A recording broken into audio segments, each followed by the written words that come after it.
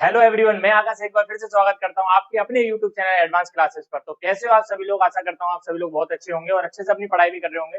जैसा कि आप सभी को पता थी कि आज की जो क्लास होने वाली है वो पहली क्लास होने वाली है। हमने आपसे वादा किया था कि हम आपके लिए लेकर आ रहे हैं एक बैच जिसमें हम आपको पूरा कोर्स कराएंगे, मैथमेटिक्स का, साइंस का भी कराएंगे और इंग्लिश के टीचर की भी हम व्यवस्था कर रहे हैं। तो इंग्लिश का टीचर जैसे ही आएगा तो आपके लिए हम इंग्लिश भी इस बैच में लेकर आने वाले हैं।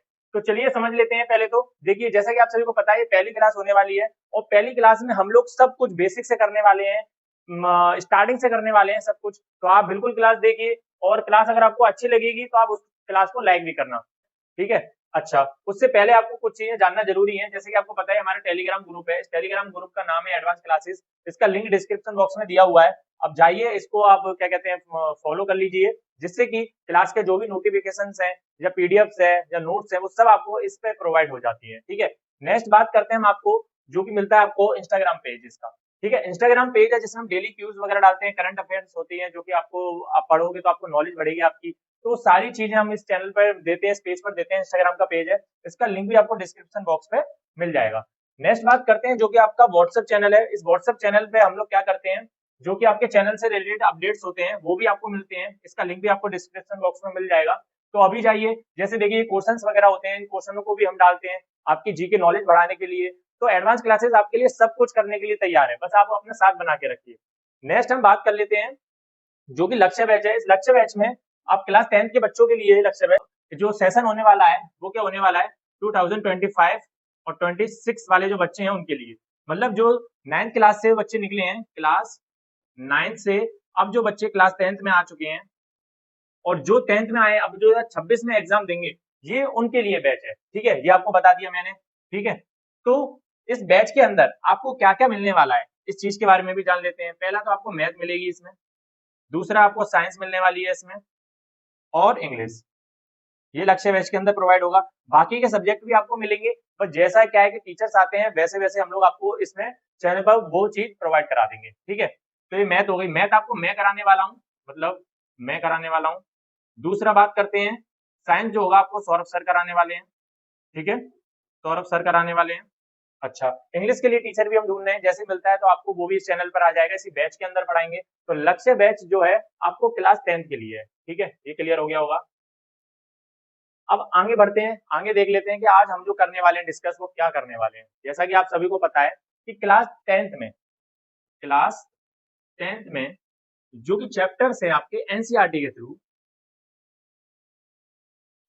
के थ्रू वो कितने चैप्टर हैं? 14 चैप्टर है। और इसमें से कुछ चीजें कम भी हुई हैं चैप्टरों के अंदर से, तो वो चीज सब कुछ हटा के मैं बता रहा हूँ इसमें। तो आपके 14 चैप्टर्स हैं, इन 14 चैप्टर में से मैं आपको कराने वाला हूँ आज जो कि पहला चैप्टर है, जो कि आपका नाम है वास्तविक संख्याएं, रियल नंबर्स। इस चैप्टर के अंदर हम लोग सब कुछ क्लियर करने वाले हैं, वन बाई वन करके हम चैप्टर करेंगे, इसी चैनल पर आएंगे, इसी बैच के अंदर आएंगे, ठीक है? तो ये आपको याद रखना है। अच्छा, अब हम नेक्स्ट आगे बढ़ते हैं। तो वास्तविक संख्याएं, जैसा कि आप सभी को पता है आपके चैप्टर का नेम है वास्तविक संख्या। समझने से पहले हमको समझना पड़ेगा संख्या क्या है, और उससे पहले भी हमको समझना पड़ेगा कि अंक क्या है, मतलब डिजिट क्या चीज है। तो देखिए, इस क्लास में हम लोग बिल्कुल बेसिक से चलने वाले हैं। हम डायरेक्ट ये नहीं कि रियल नंबर ही बता दें कि रियल नंबर क्या होता है, हम उससे पहले जानेंगे कि डिजिट मतलब अंक क्या चीज होती है। तो जैसा कि आपको दिया हुआ है इधर कि अंक क्या होता है, उसके बारे में समझ लेते हैं। तो गणित में अंक एक एकल यूनिट है, मतलब एकल प्रतीक है जो संख्याओं को लिखने में प्रयोग की जाती है। मतलब क्या है कि डिजिट क्या है कि वो क्या है, एक एकल यूनिट है, एक यूनिट मान लो, ठीक है?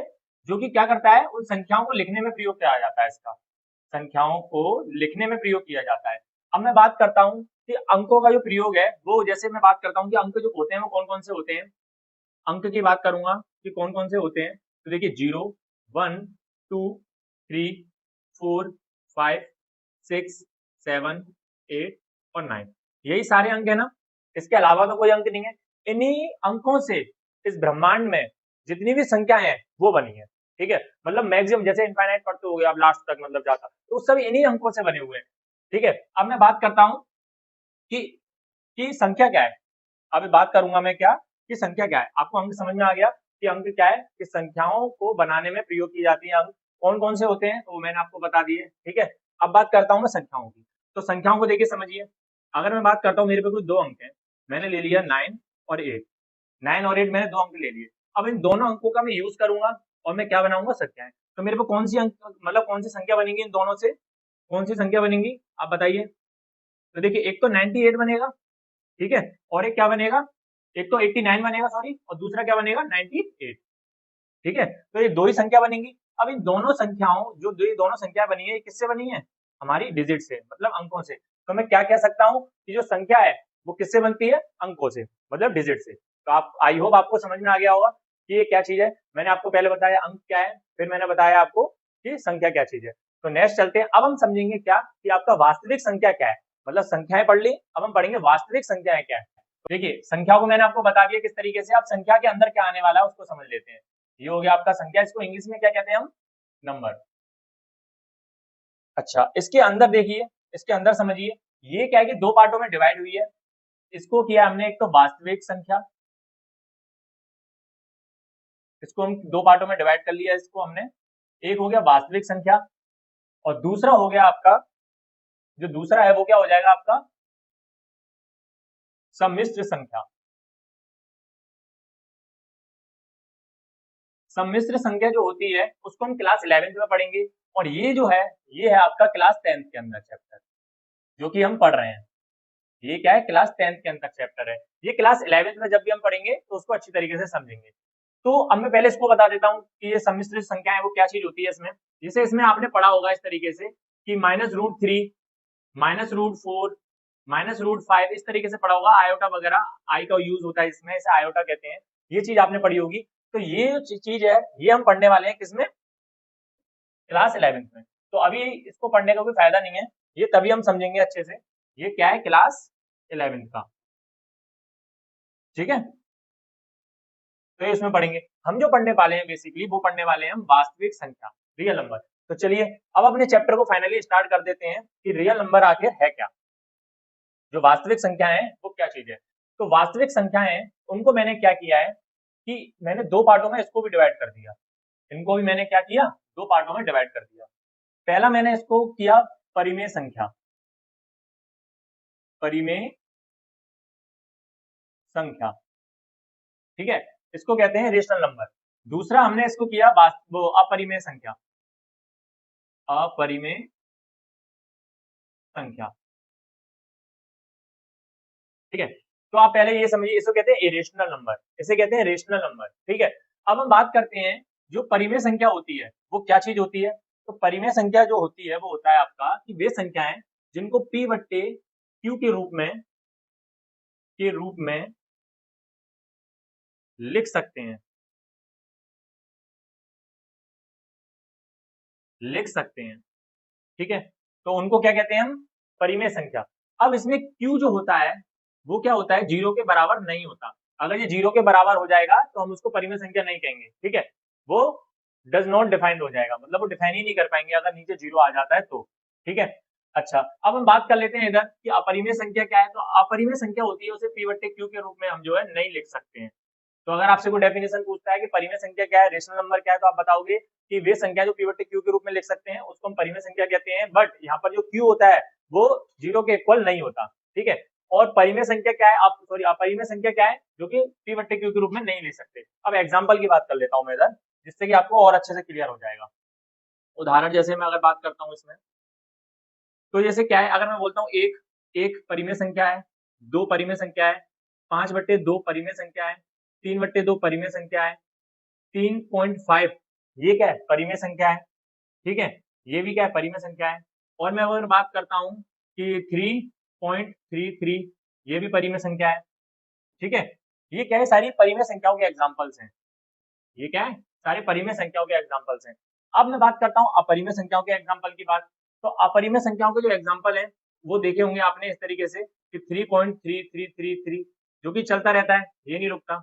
दूसरा मैं बात करता हूँ इसमें क्या कि पाई, पाई क्या है, एक अपरिमेय संख्या है, ठीक है। ये क्लियर हो गया होगा आपको। तो ये जो एग्जाम्पल्स हैं वो क्या है कि अपरिमेय संख्याओं के हैं, और ये वाले जो एग्जाम्पल्स हैं वो क्या है, परिमेय संख्याओं के एग्जाम्पल है। तो आई होप पहले तो आपको ये समझ में आ गया होगा कि परिमेय संख्या किसे कहते हैं और अपरिमेय संख्या किसे कहते हैं। अच्छा अब हम बात करते हैं कि परिमेय संख्याओं को भी बांटा गया है। तो देखिए समझिए, पहली बात इसको क्या है, हमने बांट दिया। पहला इसमें हो गया पूर्णांक, पूर्णांक जिसे हम क्या कहते हैं, इंटीजर। मैं इनको रिप्रेजेंट करने से उससे लिख देता हूँ इंटीजर। इंटीजर को जो यूज मतलब प्रयोग करते हैं वो किससे करते हैं, जेड से। दूसरा इसमें क्या होता है, पूर्ण संख्या, पूर्ण संख्या इसको रिप्रेजेंट करते हैं W से। और फिर होता है आपका कौन सा, नेक्स्ट आपका जो होता है वो क्या होता है आपका, प्राकृतिक संख्या, प्राकृतिक संख्याएं, प्राकृतिक संख्याएं इसको कहते हैं नेचुरल नंबर, इसे n से रिप्रेजेंट करते हैं। ठीक है, तो आई होप आपको समझ में आ गया होगा कि मैंने क्या किया कि इधर समझिए, मैं आपको एक बार रिमाइंड करवा देता हूँ कि कहाँ से क्या है। ये देखिए, पहले मैंने आपको अंक बताया, फिर मैंने संख्या बताई, फिर संख्या को मैंने 2 पार्ट्स में डिवाइड किया। पहला किया मैंने आपको किसमें, वास्तविक संख्याओं में, फिर दूसरा किया सम्मिश्र संख्याओं का। तो सम्मिश्र संख्या जो क्लास 11th में चैप्टर आएगा इस तरीके से उसमें होता है, आयोटा वगैरह वो पढ़ते हैं, उसको छोड़ देते हैं, उसका भी मतलब नहीं है। हमारा जो चैप्टर है बेसिकली वो है वास्तविक संख्या।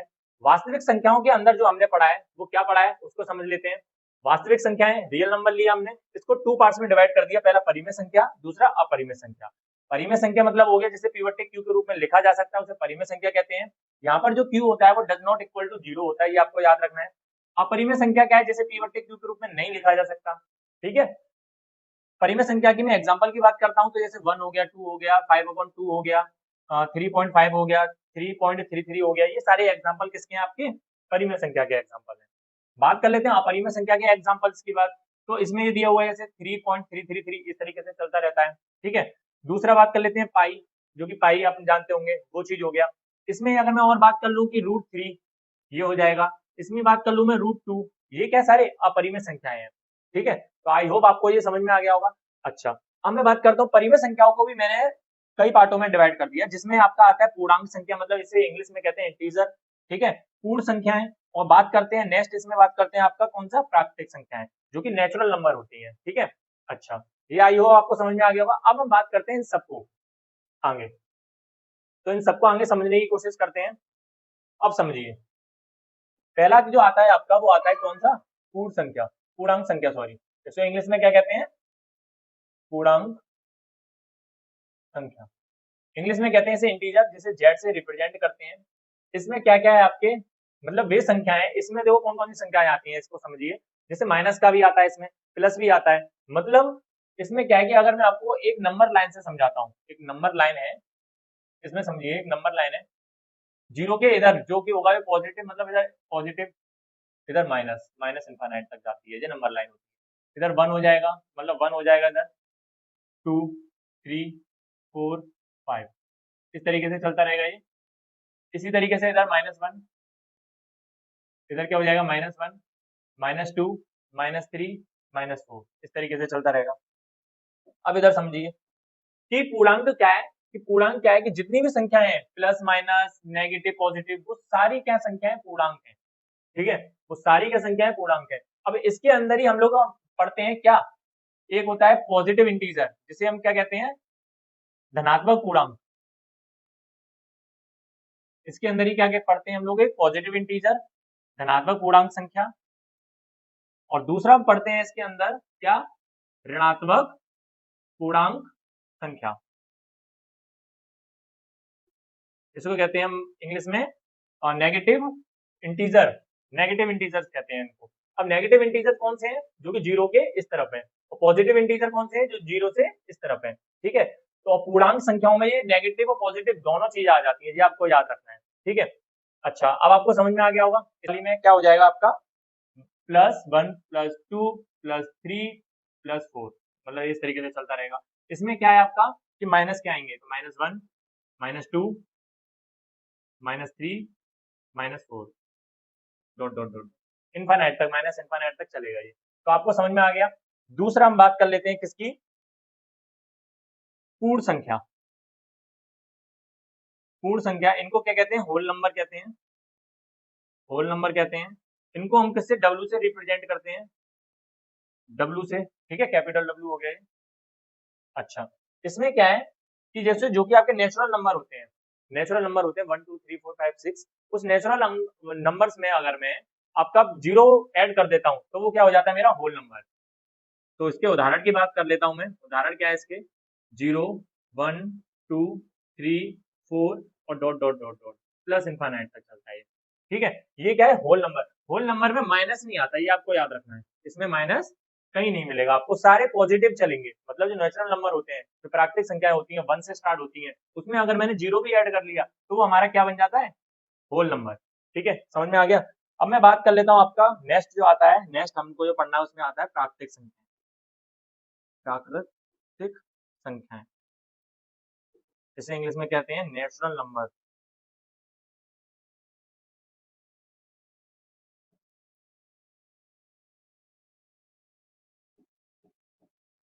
नेचुरल नंबर, ठीक है, इसे एन से रिप्रेजेंट करते हैं।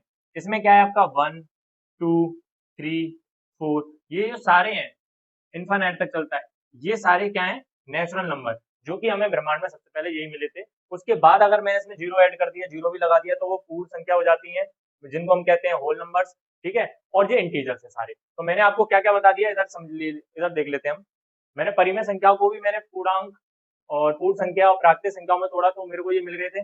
ठीक है, अब मैंने इन तीनों के बारे में ही बता दिया। अब यहाँ पर मैं नेक्स्ट चलता हूँ, जिसमें मैं आपको बताने वाला हूँ, जो कि आपको पता भी है बेसिकली, वो होता है आपका सम।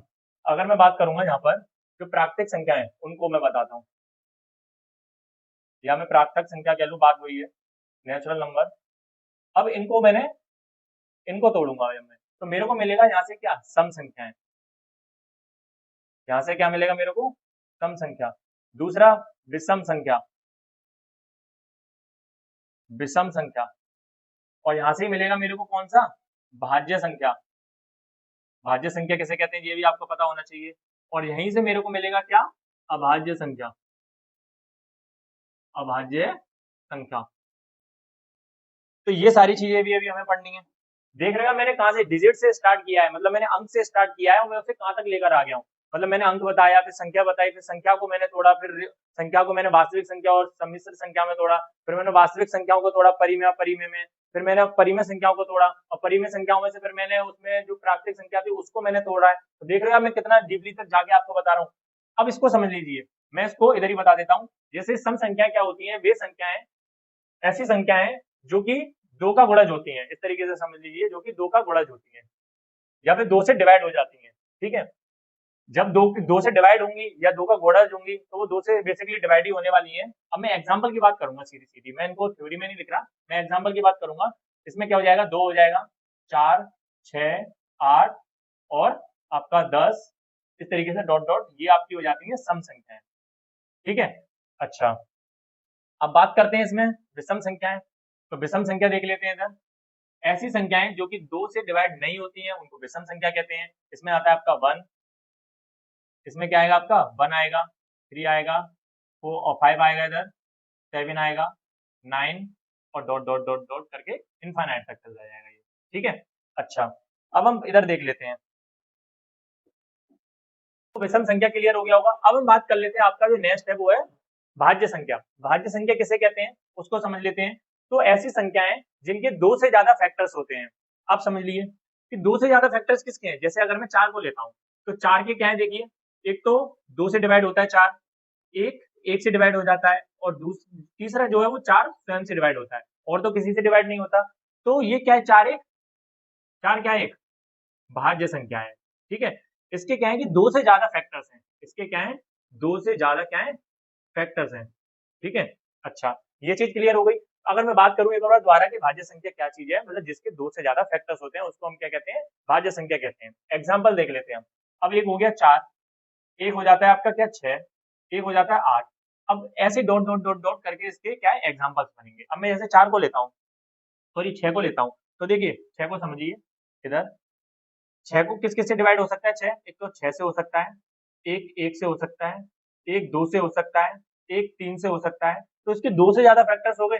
दो से ज्यादा फैक्टर्स जैसे ही हो जिस भी संख्या के या जिस भी नंबर्स के, तो वो क्या है, भाज्य संख्या है। वो क्या है, भाज्य संख्या है। तो छह क्या है, एक भाज्य संख्या है। ये चीज आपको क्लियर हो गई होगी। इसको मैं क्या करता हूँ, साइड में रख देता हूँ, ये आपको याद आएगा। ठीक है, याद करते रहना इसको मैंने साइड में रख दिया। अच्छा, अब मैं आपको एक क्वेश्चन देता हूँ। मैंने आपको भाज्य संख्या बता दिया, अब मैं आपको क्वेश्चन देता हूँ। क्वेश्चन क्या है, क्वेश्चन क्या है कि सबसे छोटी सम भाज्य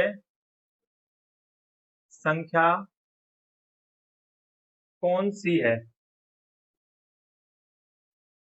सबसे छोटी समभाज्य संख्या कौन सी है? ये आपके लिए क्वेश्चन है। इस क्वेश्चन का आपको आंसर देना है और इसको मैं साइड में रख देता हूँ उधर। ये आपके लिए क्वेश्चन हो गया। ठीक है, ये इसको मैं साइड में इधर कर देता हूँ। इसका आंसर आपको बताना है जब तक मैं आगे पढ़ा देता हूँ।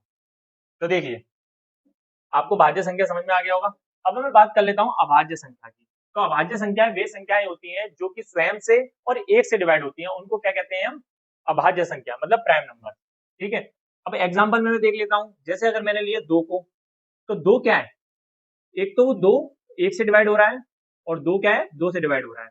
ठीक है, बात कर लेता हूँ मैं 3 की। तो 3 क्या है? एक तो 1 से डिवाइड हो रहा है और दूसरा क्या है कि 3 से डिवाइड हो रहा है। 3 को डिवाइड करने के लिए मैं 2 से भी नहीं कर सकता, ना कि 4 से कर सकता। तो ये जो है सारी, वो क्या आ गई हमारे पास? ये जो आ गई वो क्या आ गई? अभाज्य संख्याएं।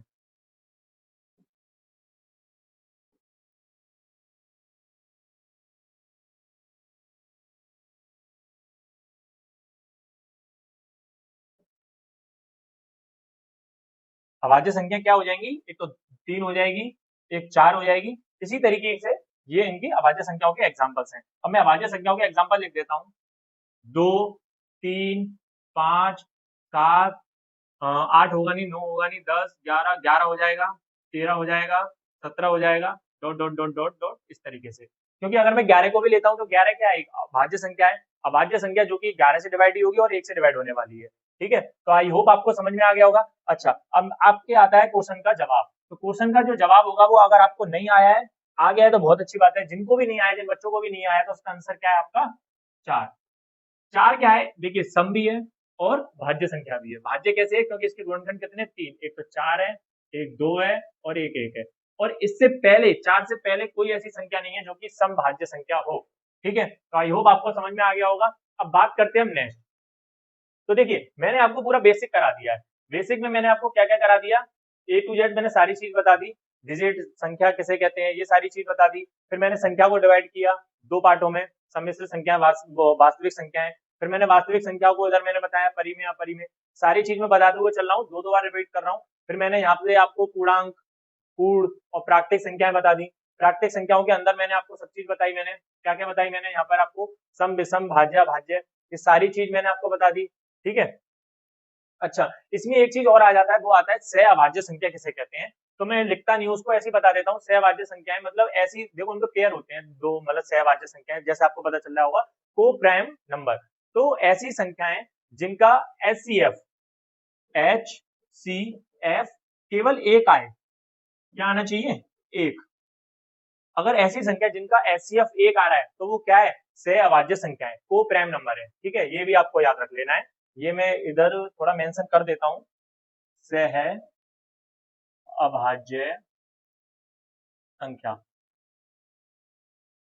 ये जो है मैंने अलग से इधर मेंशन कर दिया है, जिनका एचसीएफ क्या है? एक आए। ठीक है, अच्छा, तो आई होप आपको ये क्लियर हो चुका होगा। अब हम क्वेश्चन की ओर बढ़ते हैं। और क्वेश्चन क्या है? मैंने आपको पूरा कॉन्सेप्ट क्लियर कर दिया है। अब क्वेश्चन की बारी आती है। तो क्वेश्चन इधर फटाफट हम लगा लेते हैं। देखिए क्वेश्चन क्या है, इधर हमारे दिए हुए हैं कि express each number as a product of its prime factor. मतलब क्या है कि जो नंबर्स दिए हुए हैं इनको हमको क्या करने हैं? प्राइम फैक्टर्स में। प्राइम फैक्टर, इसको, इसकी हिंदी क्या होती है मैं आपको बता देता हूं, अभाज्य गुणनखंड।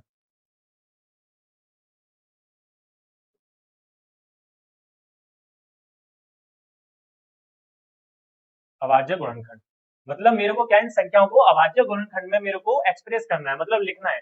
तो अगर मैं पहले क्वेश्चन को लेता हूं, तो पहला क्वेश्चन जो है हमारा, अगर मैं पहले क्वेश्चन को लेता हूं तो 140 है, जो कि पहला क्वेश्चन है।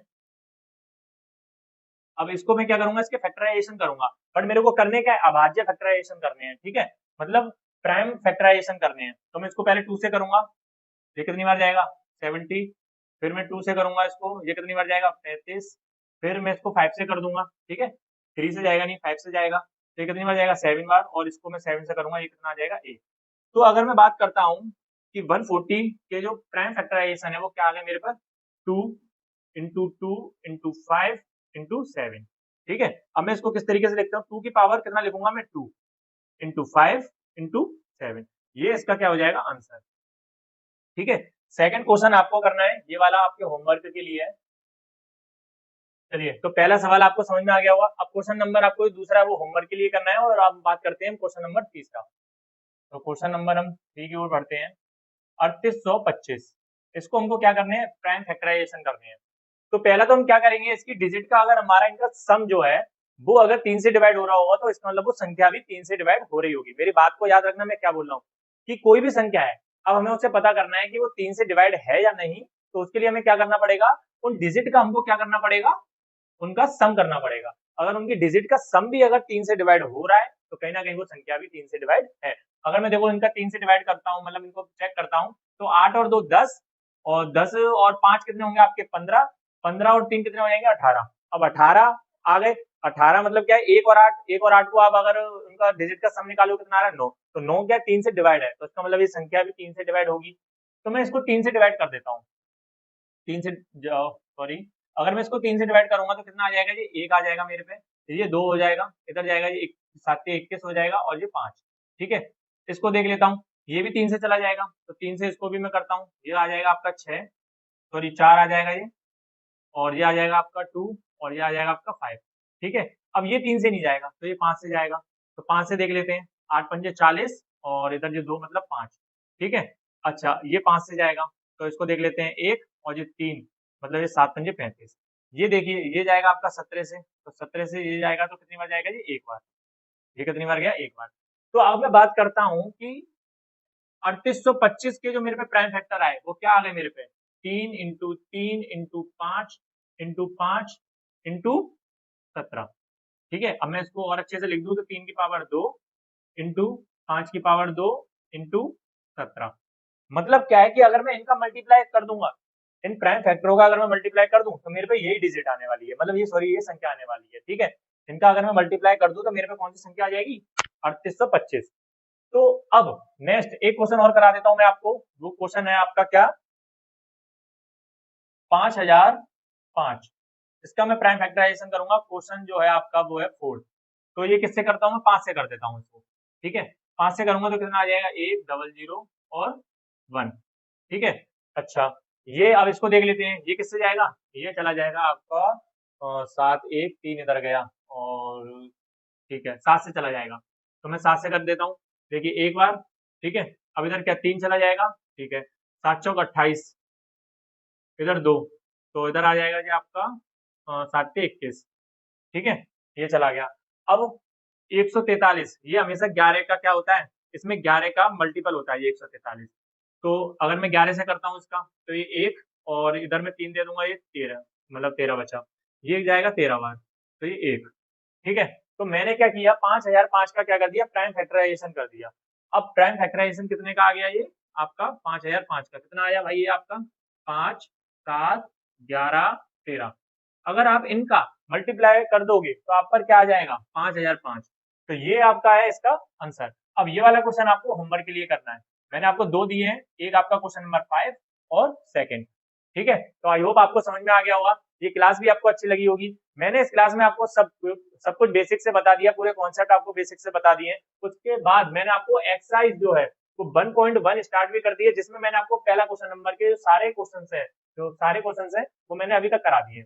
अब नेक्स्ट क्लास में हम आपको इस एक्सरसाइज को आगे कंटिन्यू करेंगे। तो आई होप आपको समझ में आ गई होगी। तो इसी तरीके की अगर वीडियो आपको चाहिए हमारे चैनल पे, तो आप चैनल को सब्सक्राइब कीजिए, वीडियो को ज्यादा से ज्यादा शेयर कीजिए। ठीक है, मिलते हैं नेक्स्ट वीडियो में।